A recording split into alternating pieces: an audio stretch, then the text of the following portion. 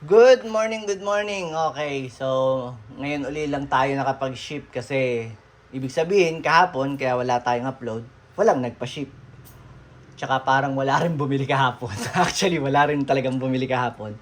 So, etong unit na to ay shoutout tayo kay Bossing Ronel Umali ng Lusakan, Chaong, Quezon. So, ano, taga Quezon lang din to. Malapit lang to si Bossing.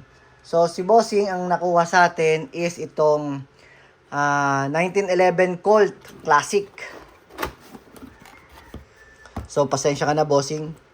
May tangang tumingin ng ano mo na walk-in, tapos pinilit niyang hilahin, hindi niya alam. Nakatingin naka ano siya dito, dapat to nakatatanggalin muna. So napilas niya. So, ito yung unit, Bossing. Ayan. So, license yung unit. Meron siyang license card. Ibig sabihin, pagka po license ang unit, yung mga markings, yung laki ng markings, yung kung saan nakalagay yung mga markings is same sa totoong 1911 na classic. So, makikita nyo, ito yung markings niya. Ayan, no? Pulidong-pulido ang mga markings. Ayan. So, collaboration siya ng EMG, Colt at Cybergun. So, ito yung, ano niya, license card. Okay?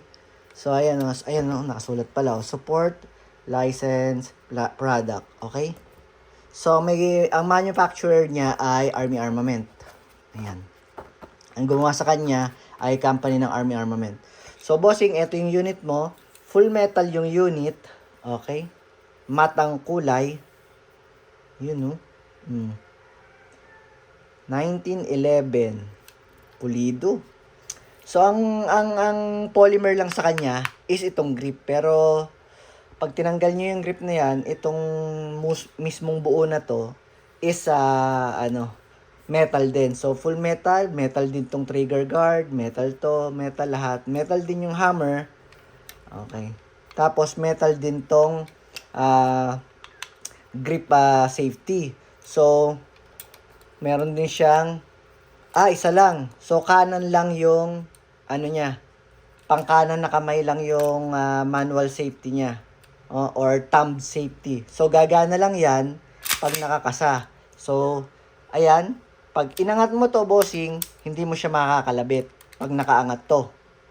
Pag binaba mo to, kailangan naman nakagrip ka ng maayos dito. Kailangan nakapisil ka para makalabit mo to. Kasi kahit nakababa ito, hindi mo siya makakalabit hanggat hindi mo to nag-grip ng maayos.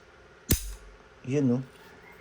So, bossing, ang kasama niya ngayon, out of the box, ito, silica gel, at saka meron ka nito. Ito, pantanggal to sa barrel. Kung magtatanggal ka ng slide, ito ang gagamitin mo. So, meron naman akong video dyan ng mga kumuha ng 1911. Pare-parehas lang naman sila baklasin. Okay? So, tingnan mo na lang. Hindi ko na pahabayin tong video. Ito-test fire natin yung unit mo. So, ito yung magazine niya. Solid metal magazine din yan. Okay? Tapos, pag maglalagay kayo ng bibis, hahatakin nyo to. Huwag nyo tong bibitawan ha. Pag ito, binitawan nyo, mababasag po ito. 250 pesos to sa Lazada. Ito lang, itong nguso na to. So, kailangan, kahit masakit kasi sa umpisa eh. Kahit ako nung bago ako, nasasaktan ako kapag hinihila ko yung ganito. So, huwag nyo siyang bibitawan, okay? So, hindi ko pa alam kung kukuha sa atin si Bossing ng iba pa. Basta, kukuha siya ng gas at, at bibis. So, paano ba malalaman pag wala siyang gas? Eto, pag napipindot nyo to, yan, ibig sabihin wala siyang gas. Pag may gas kasi, matigas to, hindi nyo to mapipindot. Okay? Tapos karamihan sa mga tanong, okay lang po ba na itago siya na may gas? O kailangan pong sairin yung gas? Mas okay po na maglagay kayo ng gas pag itatago nyo. Kasi yung gas natin, may kasama po siyang, oil added. Para po, sa loob po kasi ng magazine, may mga o-ring yan, may mga goma sa loob. Mas maganda po, lubricated yung mga goma sa loob bago nyo itago. Okay? Huwag nyo po siyang hahayaang tuyo. Kailangan may gas siya. Pero, dapat wala po siyang bala.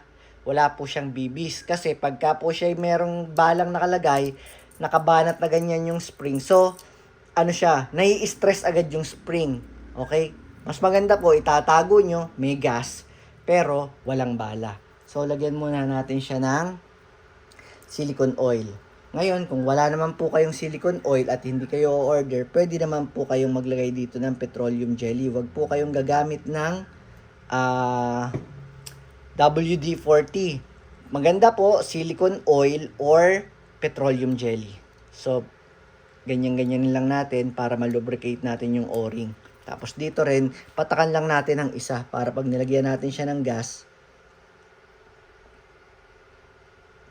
pumasok yung oil dun sa loob. So, bossing, ganito maglagay ng gas. Nakahawak kang ganyan, firm ang hawak.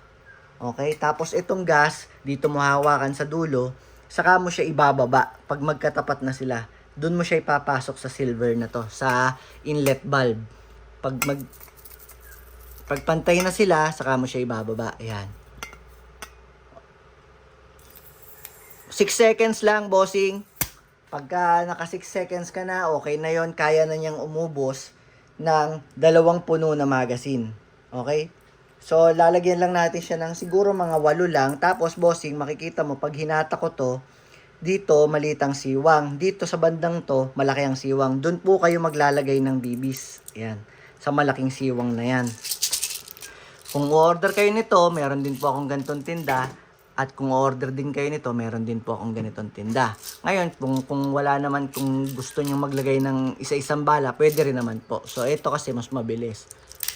Kada pindot, 4 ang pumapasok sa loob. So, yun, 8 na yun.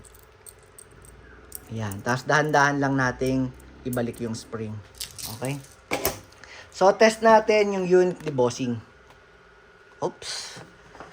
I-chrono natin. Parang wala pa tayong chrono ng 1911 Classic. Kung gaano siya kalakas. Baka wala na naman tong battering tangan to. Lagi na lang tong okay, meron pa. Hindi tuloy makapag-chrono. Okay. So, 0-0.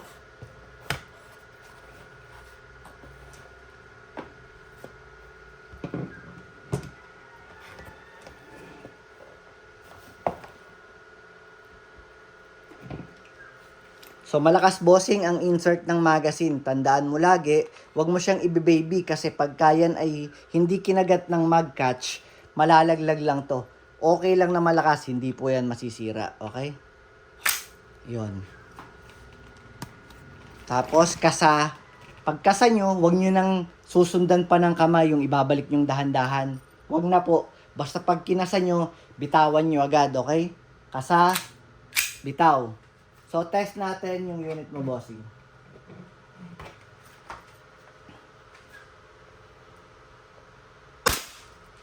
.336. Okay? I'm using .20 na Lancer Tactical na bibis. 348. Baliktad to. Pataas Hindi siya nabasa. Hindi na naman nabasa. 324, okay? So, ubusin natin yung bibis mo. Yung laman ng magazine. So, para makita mo yung itsura ng unit pagka pumuputok siya. So, pagka nag-open chamber na, nag-open slide na, ibig sabihin, wala na siyang bala. So, pagka wala ng bala at hindi mo na siya gagamitin, lagi po pag naubusan ng bala, ang una nyong laging gagawin, i-release nyo yung magazine. Tapos, itong slide catch, ibababa nyo lang. Tapos, i-rest nyo yung hammer by pressing the trigger. Okay, maraming salamat, Bossing Ronel Umali ng Chaong, Quezon. Thank you po.